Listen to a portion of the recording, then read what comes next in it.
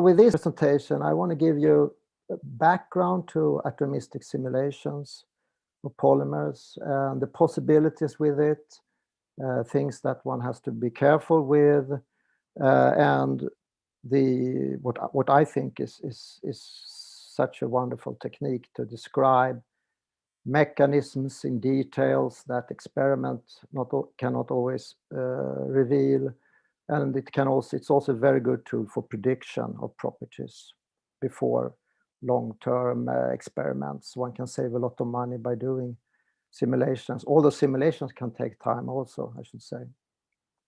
But as computer power gets better and better,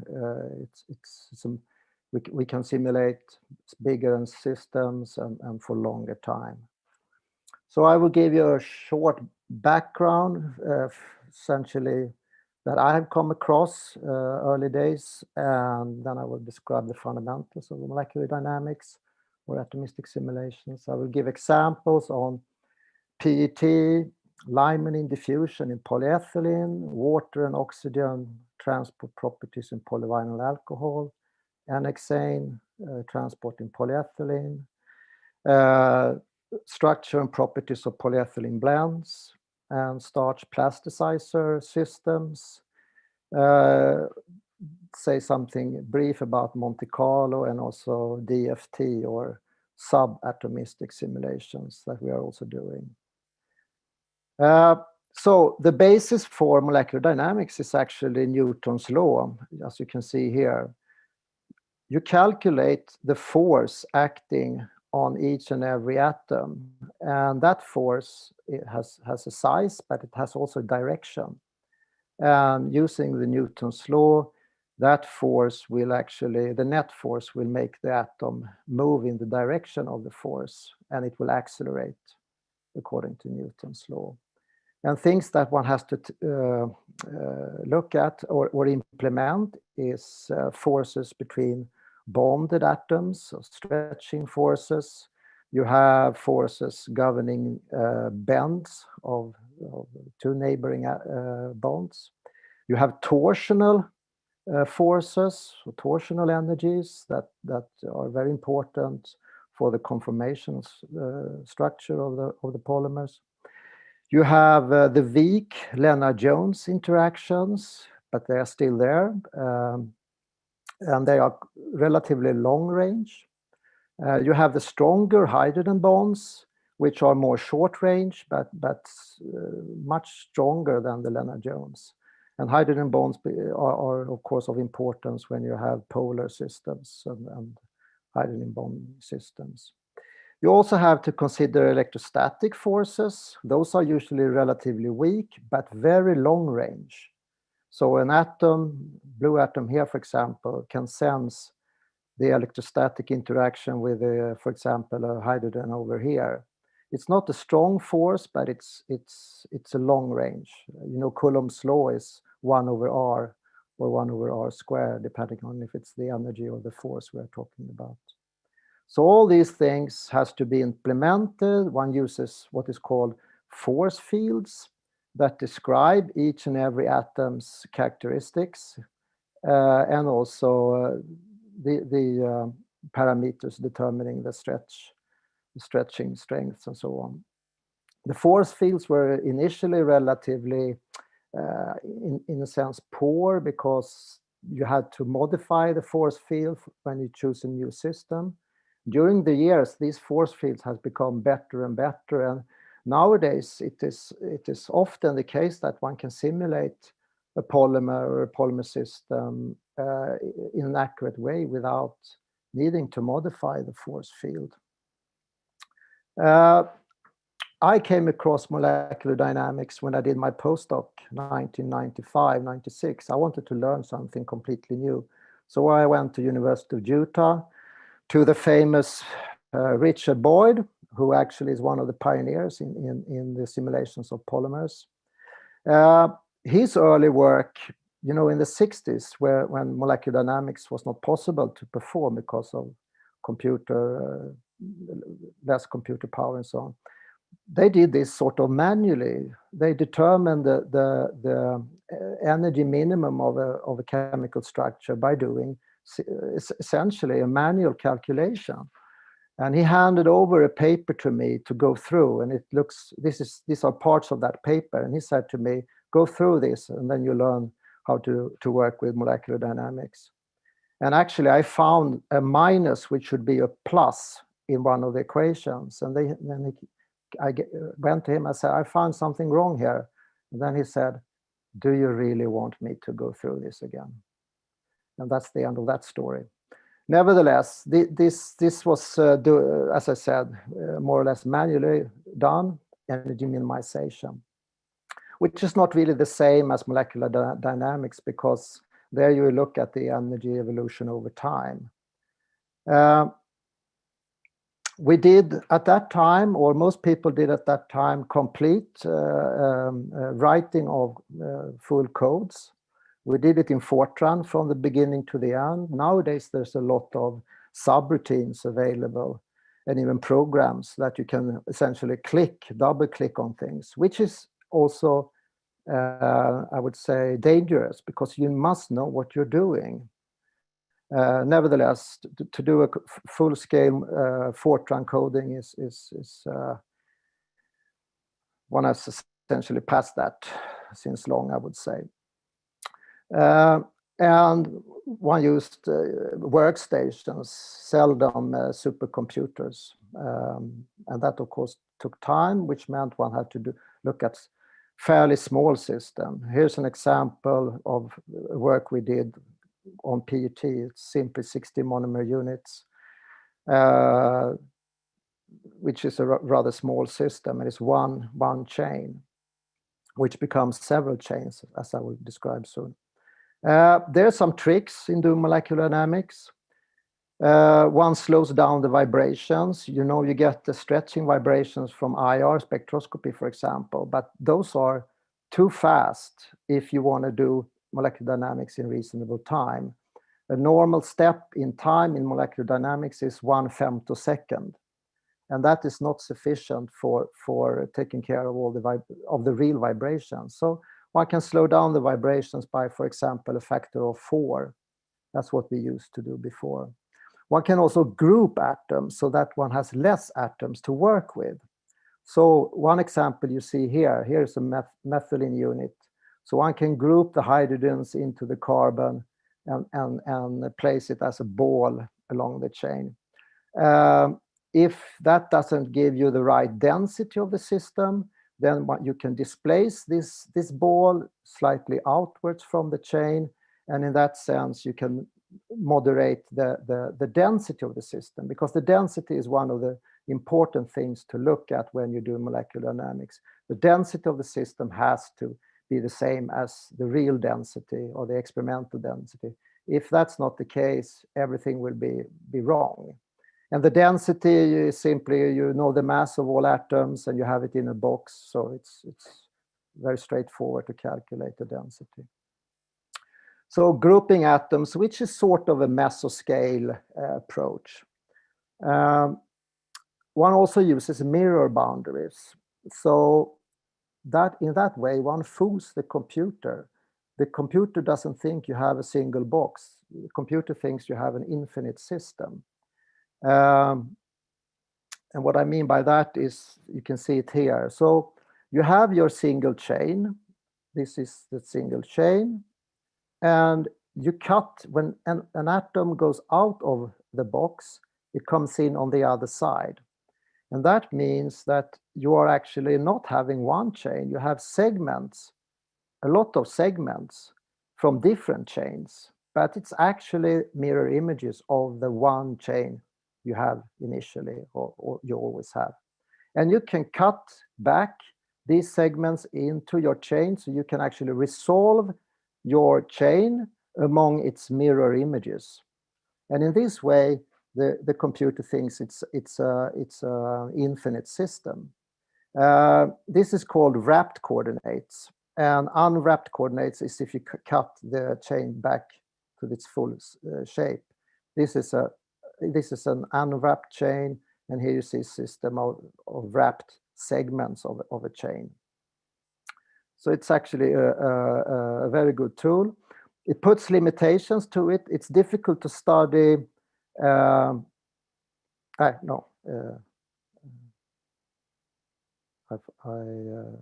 have skipped that. What I was going to say.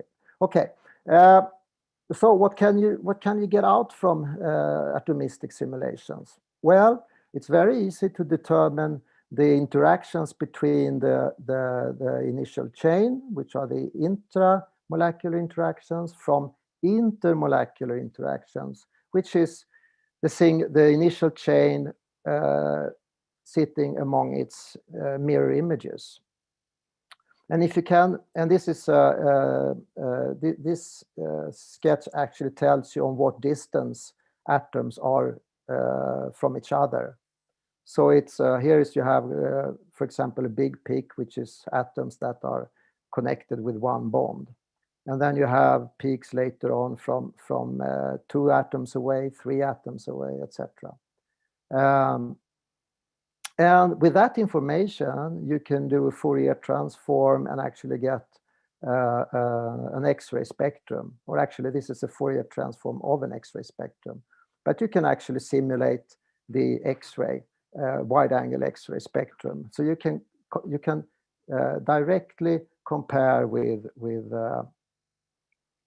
experiments here. You can also determine the solubility parameter. The solubility parameter is the square root of the cohesive energy density, and that is related to the evaporation energy. How much energy do you need to pull out your chain among your neighbors? That's essentially the cohesive energy density. And that is easily calculated by having this mirror imaging and unwrapping the chain. Here's an example of PET with the solubility parameter as a function of temperature. And here's the experimental value. So that's another.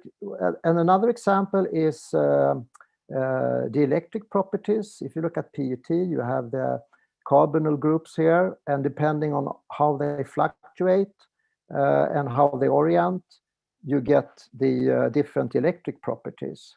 And you can determine these orientation of the carbonyls for the whole system, and using some equations here, you can actually get the dielectric constant, relaxed or unrelaxed one, from simulations like this.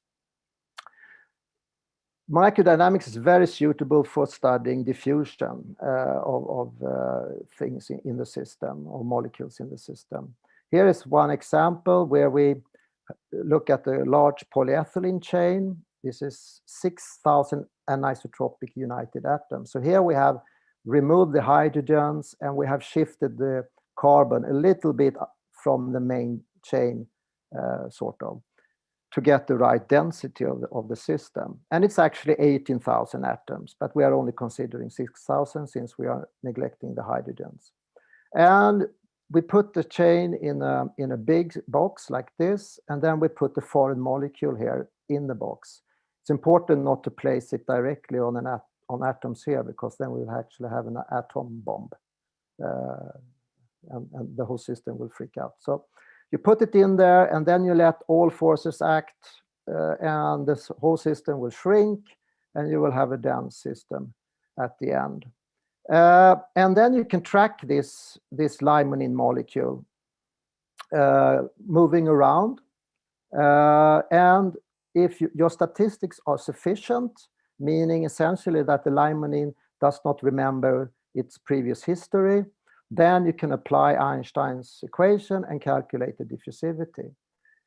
This is a kind of funny example. In year 2000, we simulated 0.1 microsecond in real time.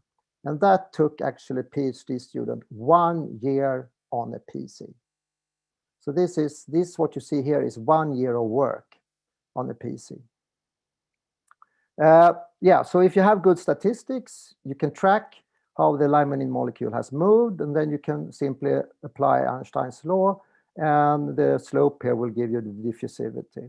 And the diffusivity is is yes. So in 3 dimensions is the black curve, and in 1 dimension in the different directions you have these curves. And as predicted by Einstein, that is a factor 2 in the denominator if you consider 1 direction than 3.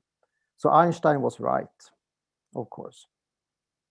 You can also look at how the molecules is moving, what it does, how it tumbles, how it reorients, and you can do that by correlation factor, where you actually look at, for example, the how this. So this is limonene molecule. Eventually, this tail here will move around out from the plane of the computer here, and you can track its motions. And the correlation function tells you that when you go down to 0 here, from 1 to 0, then you have considered that type of motion in your simulation.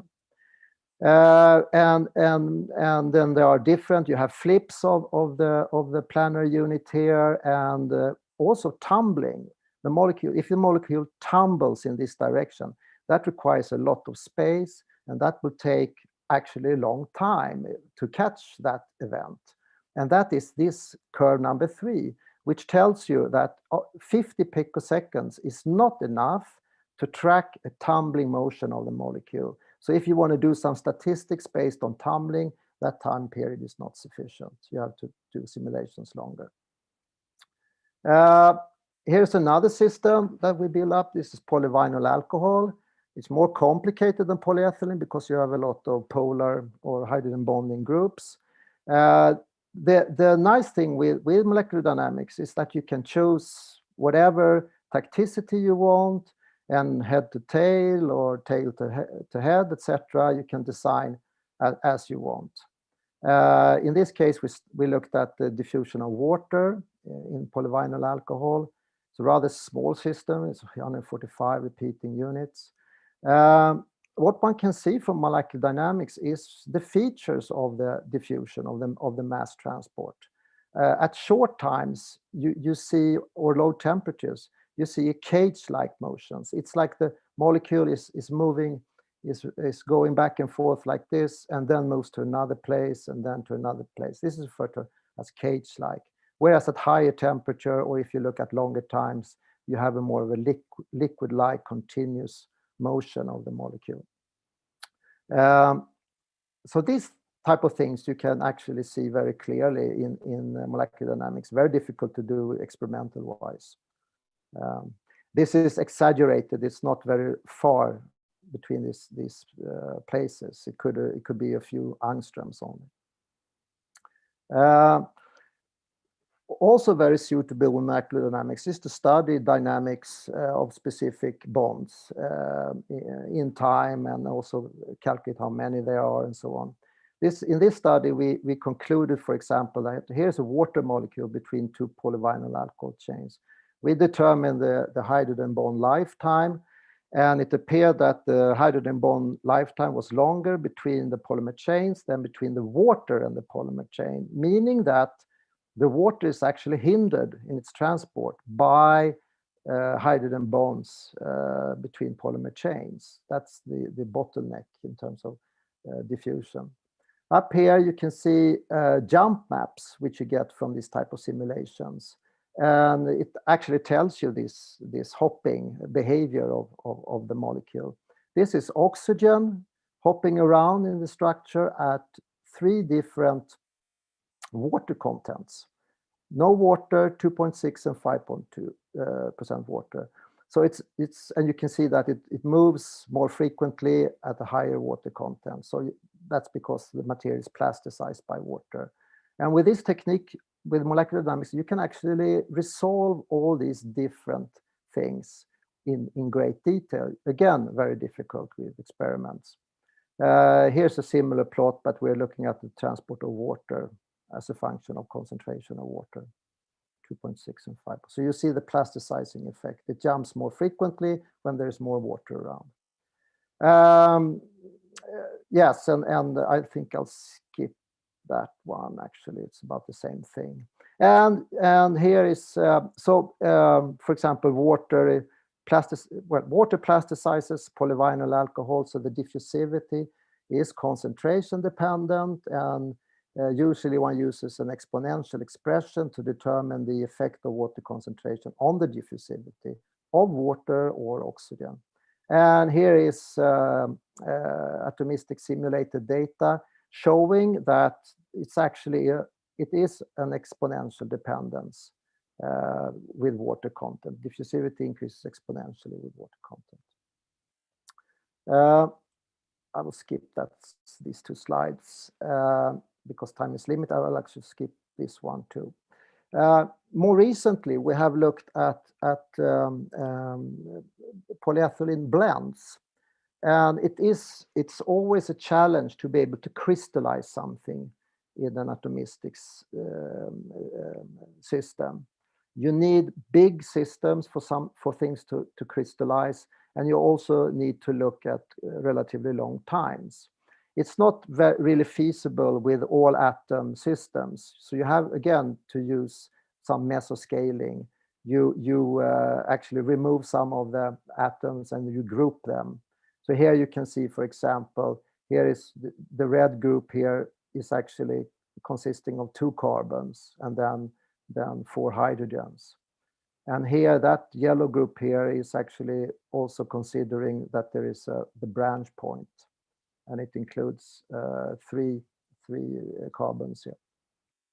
So by doing this, we can take bigger steps in time because we don't have to consider the high vibrations of, for example, carbon-hydrogen stretches. So we get fewer items in the system, which means we can build bigger systems also.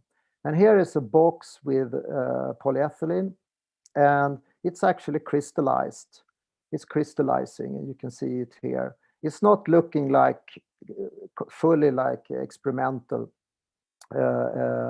lamellar stacks of crystals that you often see, but it's still a system which crystallizes, and it's kind of I think it's really beautiful that one can do that in a box in a computer actually. And with this meso-scaling, you can also look at longer times or larger stretches, because you can stretch this box, as you can see here, and then look at the fracture pattern or the deformation pattern, and eventually you will have fractures, voids forming. And you will also have variations in crystallinity and so on when you stretch. I just want to see if maybe it's not possible to, yeah. So what happens, so that's polyethylene. Polyethylene is the most common material in plastic bags. And what happens when you stretch a polyethylene bag? Well, it looks like this. So here you have this lamellar crystalline structure with the amorphous layer in between. So this is what happens on the molecular scale when you stretch a plastic bag.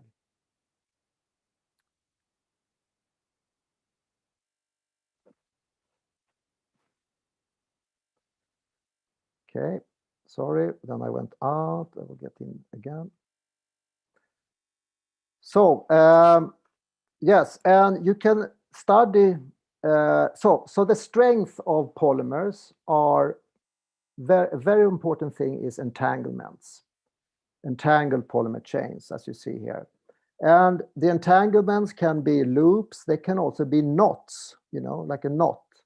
And with atomistic simulations, you can study the knots and the entanglements and how they behave when you stretch, for example, a plastic bag. So you can see these are true stress, true strain curves with all features that you see experimentally. You have a yield stress and you have a strain hardening. And this happens to be different polymers. And the toughest materials out in real life now that one makes pipes of, for example, is usually a combination of branched and linear polymer chains with various molar masses. With a metallocene chemistry, you can really design your material the way you want it. And a company producing this type of material, they want to have the material in yellow here. So then they know how to design the chemistry. Here is the true stress as a function of true strain again, with a lot of information. You have in black, you have the stress strain curve. In red, you have entanglements. So here you can see how the system disentangle during the deformation. And tide change, which is probably the most important property for the toughness of a plastic bag, is the change that bridges two crystals. And here you can see what happens with them as you stretch your system. It goes up and down and up again. So you can follow quite precisely what is actually happening on an atomistic level. You can also see how the crystallinity increases with stretching here. I'll try to move faster a little bit here.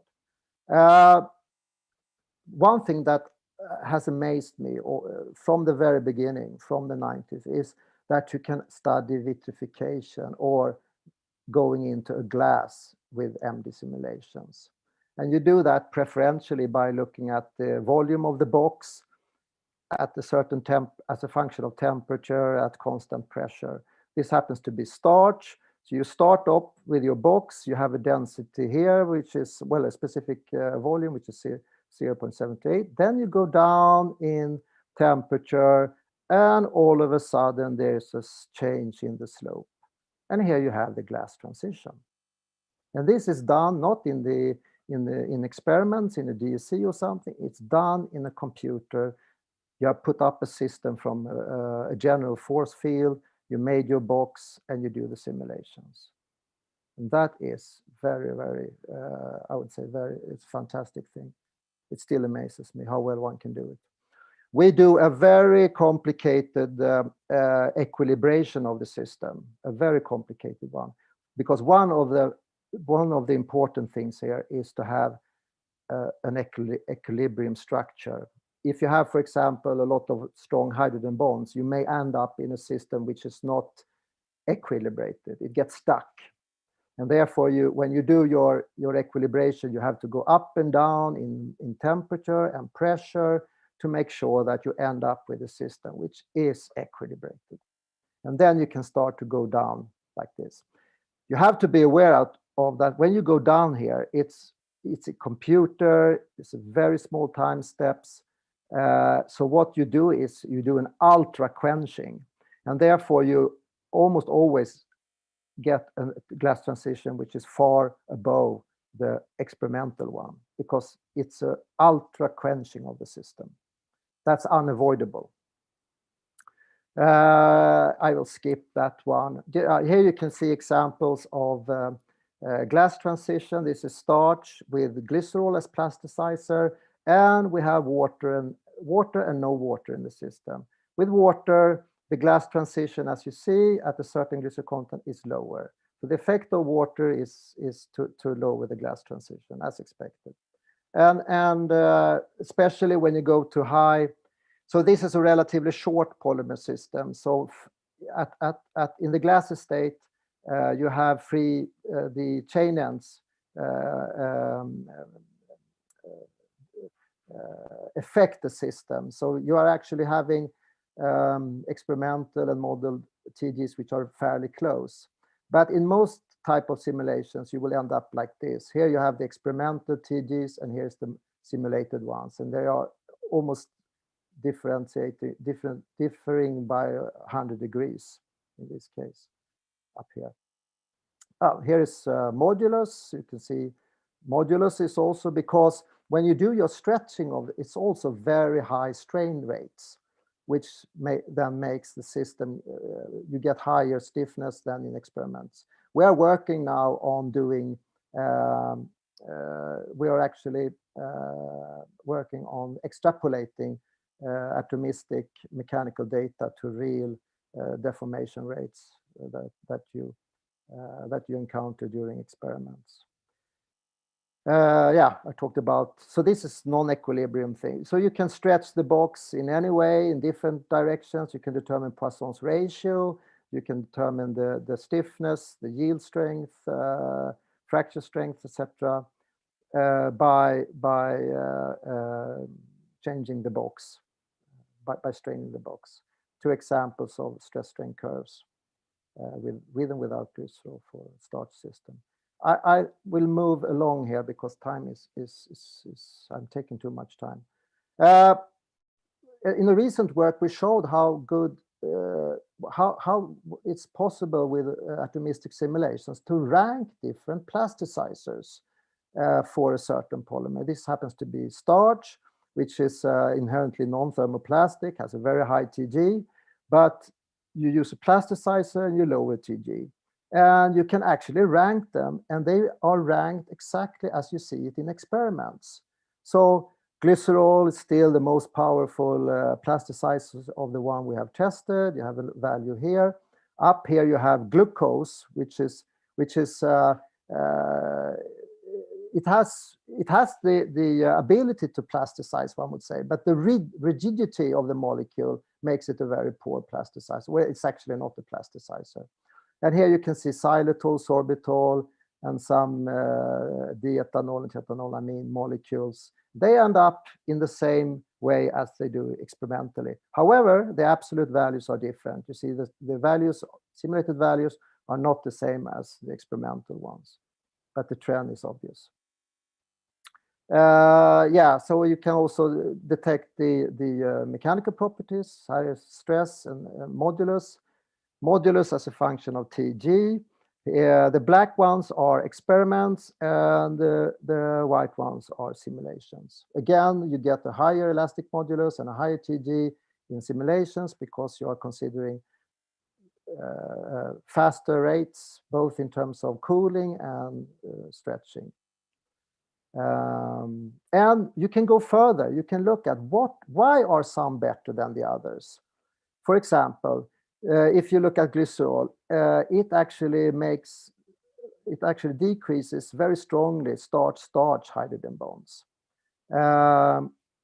And you can look at the effect of the hydrogen bonds between starch and plasticizer, and you can see that you have least hydrogen bonds between starch and plasticizer in the glucose and glycerol case, and you have much more of those in sorbitol and xylitol. So these two sugars are making like a gel, a rigid gel network with the starch, etc. And you can also determine the hydrogen bond lifetimes for the different molecules and so on. So you can go quite deep, but still it's very applicable.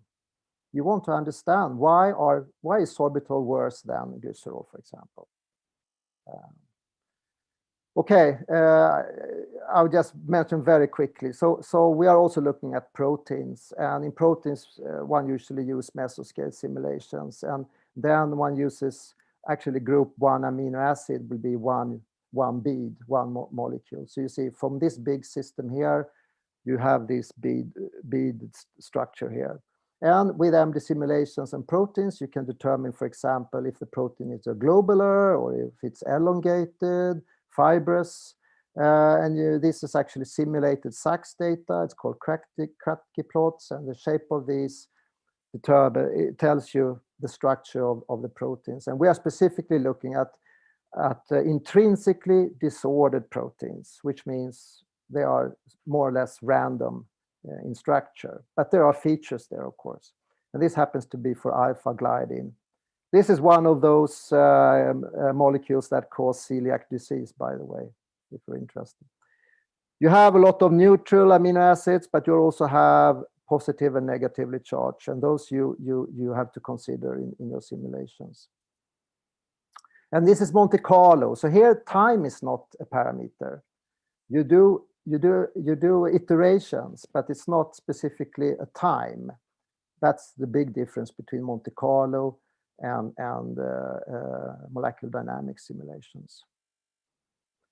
We're also looking at subatomistic properties. We are looking at the electron distribution in, for example, polyethylene. Here is the electron distribution in the crystals, and here is essentially the where you would find cavities that electron can be hosted or vacancies at the crystal amorphous interface. And these are very important properties. Polyethylene is the most used insulator in high voltage cables, and it's important to understand how it behaves and why it doesn't, and why you sometimes have a breakdown and so on. So you need to understand the electronic structure. So by saying that, I have taken a little bit more time than I should. I want to end up by saying that atomistic simulations are a very, very good tool. You can observe mechanisms that experiment cannot show. You have to be critical though, because without any evaluation of your simulations because of lack of experimental data, one has to be careful. It's also very useful to predict properties before time consuming experiments and tests. So these two I see as the main advantages of atomistic simulations. And one can look at bigger and bigger systems. The only thing that limits the thing is computer power, but that is always, these things are always increasing. So we will be able to look at bigger and bigger systems and longer times. And by that, I will end my talk. Thanks.